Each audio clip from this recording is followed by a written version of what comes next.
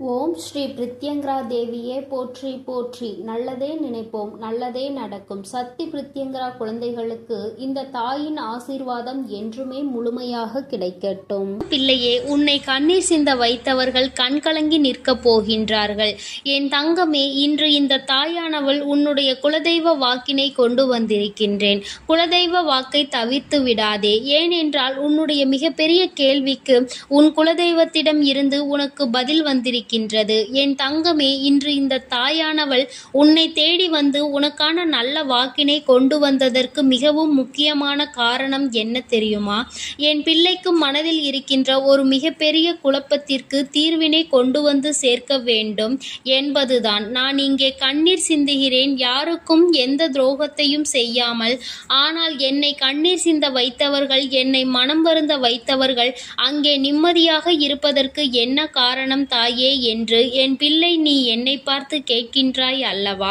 இந்த கேள்விக்கு உனக்கு நான் பதில் கொடுக்க வேண்டும் அல்லவா? என் குழந்தையே, நீ எத்தனையோ கண்ணீர் சிந்தினாய். சரி, நீ இப்படி கண்ணீர் சிந்துவதற்கு யார் காரணம் என்று ஒரு நொடி உணர்ந்து பார்த்தாயா? உண்மையாகவே நீ இப்பொழுது சிந்திய இந்த கண்ணீருக்கு அவர்கள் உண்மையில் தகுதியுடையவர்கள் தானா?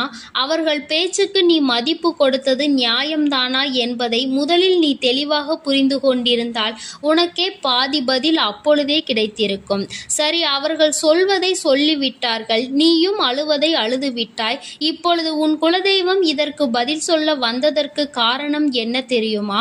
இது உன் குலதெய்வத்தின் வார்த்தைகளுக்கு உன் வாழ்க்கையில் இடம் கொடுக்க வேண்டிய காரியமாக மாறிவிட்டது. ஏனென்றால் இந்த பிரச்சனைகள் உன் குலத்தில் இருக்கின்ற பிள்ளைகளுக்கு இடையே ஆனது. குலதெய்வம் 2 பேருக்குமே தெய்வமாக உனக்கு இருக்கலாம், அவர்களுக்கு இல்லாமலும் போகலாம். ஆனால் உன் குலதெய்வம் அப்படி அல்ல. இருவருக்குமே உன் குலதெய்வம் ஒன்று என்பதனால் இப்பொழுது அவர்கள் இதற்கு பதில் தர வேண்டிய கட்டாயம் வந்துவிட்டது. நீ சிந்திய கண்ணீர் அவர்கள் மனதை அல்லவா ரணமாக்கிவிட்டது.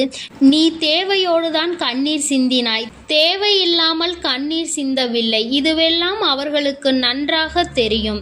என் குழந்தையே, நீ தவறுகள் செய்திருந்தாலும் சரி, தவறுகள் செய்யாவிட்டாலும் சரி, அதற்கு என்ன விஷயங்கள் என்ன காரணங்களாக உன் வாழ்க்கையில் வந்தாலும் அதை நீ சரியான கோணத்தில் எதிர்கொண்டு இருக்க வேண்டுமே தவிர ஒருபொழுதும் அழுது உன்னுடைய நிலையில் இருந்து நீ இறங்கி வந்திருக்க கூடாது.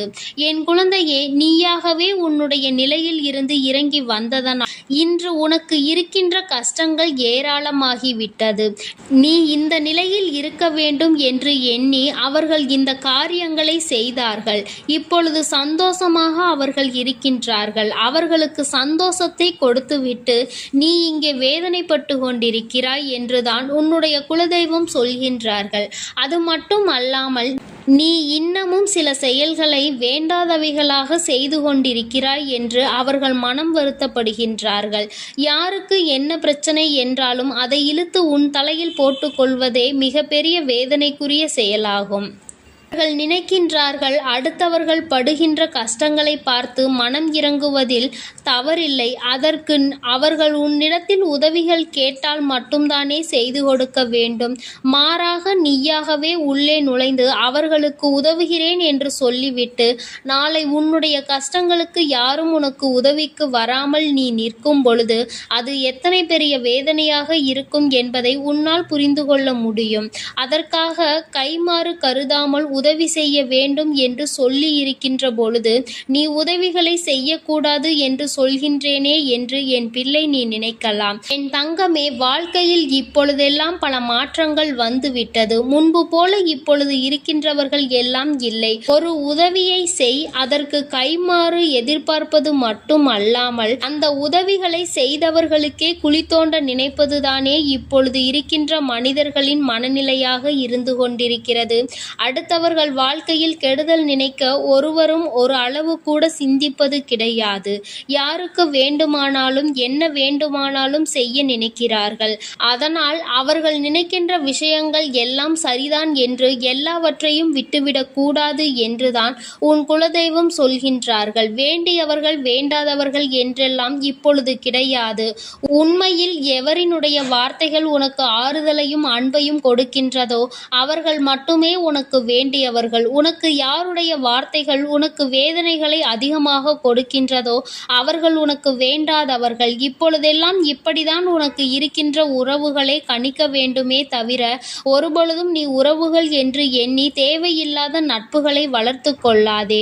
என் பிள்ளையே, தெரியாதவர்கள் கூட ஓடி வந்து உதவிகளை செய்து கொடுத்து விடுவார்கள். தெரிந்தவர்கள் இங்கே உதவிகளை செய்வது கிடையாது. தெரிந்தவர்கள்தான் அடுத்தவர்களுக்கு உதவிகளை செய்தால் எங்கே அவர்கள் வாழ்க்கையில் முன்னேற்றம் வந்துவிடுமோ என்று எண்ணி அதை செய்ய மறுக்கின்றார்கள்.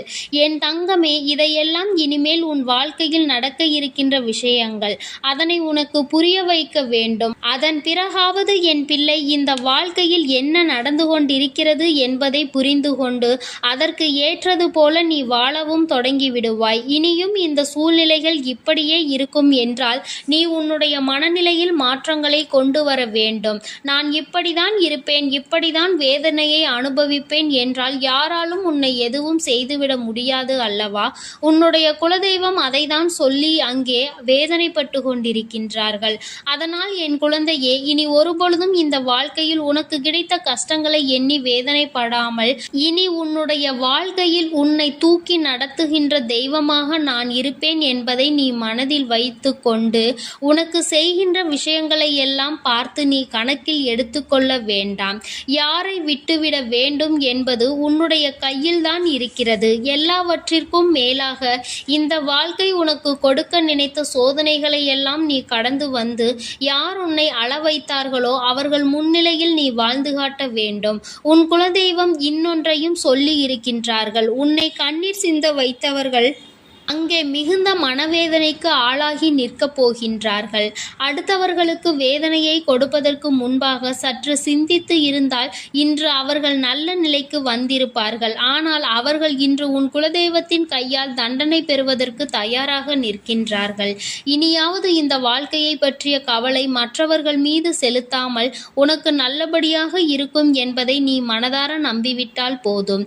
எப்பொழுதுமே உனக்கு மன நிம்மதி கிடைக்கும். உன் குலதெய்வம் உனக்கு துணையாக இருக்கின்றது. உன் குலத்தில் இருக்கின்றவர்கள் தானே என்று அவர்கள் யாரையும் விட்டுவிடுவதில்லை. அவர்கள் தவறு செய்கின்றவர்களுக்கு தண்டனை என்ற ஒன்று எப்பொழுதும் கிடைத்தே தீரும் என்றுதான் சொல்கின்றார்கள். அந்த தண்டனையை அவர்கள் இந்த வாழ்க்கையில் அனுபவித்தே தீருவார்கள் என்பதிலும் எந்த மாற்று கருத்தும் கிடையாது. எதுவாக இருந்தாலும் என் பிள்ளையே, நீ மட்டும் மனதார எந்த துரோகத்தையும் செய்து விடாதே. இனி இந்த வாழ்க்கை உனக்கு நல்லதை கொடுக்க வேண்டும் என்றால் கெட்ட மனிதர்களிடம் இருந்து சற்று ஒதுங்கி இருக்க பழகிக்கொள். அவர்களை பற்றி தெளிவாக புரிந்து கொண்டு அவசரப்பட்டு நீ அழுது உன்னுடைய பலவீனத்தால் உன் சந்தோஷத்தை நீயே இழந்து விடாதே. என் அன்பு பிள்ளைக்கு இந்த தாயானவளினுடைய ஆசீர்வாதங்களும் உன் குலதெய்வத்தினுடைய ஆசீர்வாதங்களும் எப்பொழுதும் முழுமையாக கிடைக்கும். என் தங்கமே, அதனால் நீ எதற்காகவும் கலங்காதே, எதை நினைத்தும் வருந்தாதே. நீ நல்லதையே நினைத்தால் உன் வாழ்வில் எல்லாம் உனக்கு நல்லதாக மட்டுமே நடக்கும். ஓம் ஸ்ரீ வராகி தாயே போற்றி போற்றி. ஓம் ஸ்ரீ வராகி தாயே போற்றி போற்றி.